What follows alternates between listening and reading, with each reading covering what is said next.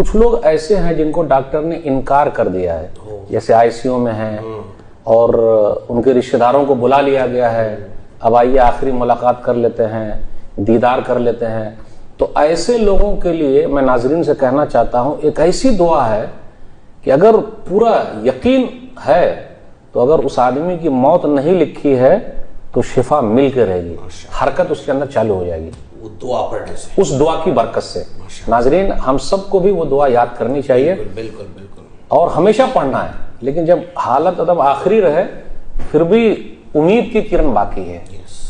Doctor نے بول دیا ہے ختم، لیکن کبھی بھی اللہ سے نا امید نہیں ہونا چاہیے، آخری وقت تک کوشش کرنی چاہیے. تو آج میں ناظرین کے لیے ایک ایسی دعا لے کر آیا ہوں کہ اگر موت نہیں لکھی ہے تو شفا پکی ہے. 7 مرتبہ لیکن پڑھنا پڑے گا، ماشاءاللہ 7 مرتبہ اگر وہ دعا پڑھ لیں تو شفا پکی ہے انشاءاللہ.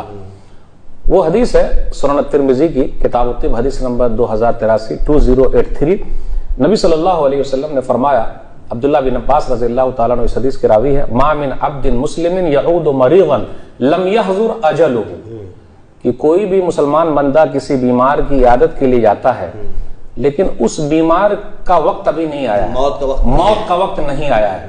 اگر نہیں آیا ہے، ناظرین غور کرنے کی بات ہے، موت کا وقت نہیں آیا ہے، فیقول 7 مرات، تو وہ وہاں پر جا کر 7 مرتبہ پڑھتا ہے. دعا کیا ہے؟ آئیے ہم اور آپ بھی دعا پڑھتے ہیں اور ایسے مریضوں کے لیے دعا کرتے ہیں. بالکل. اسأل اللہ العظیم اسأل اللہ عظیم رب العرش العظیم العرش العظیم ان یشفیک، ان یشفیک. 3 الفاظ بس. ماشاءاللہ. اسأل اللہ العظیم رب العرش العظیم ان یشفیک، کیا بات ہے ماشاءاللہ. یا ان یشفیک، بالکل ان یشفیک بس.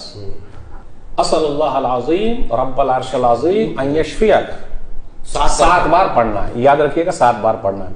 حدیث کے اندر آیا الا عوفیہ، اسے شفا مل گئی، پکا ہے، شفا پکی ہے الحمدللہ. بارک اللہ شیخ.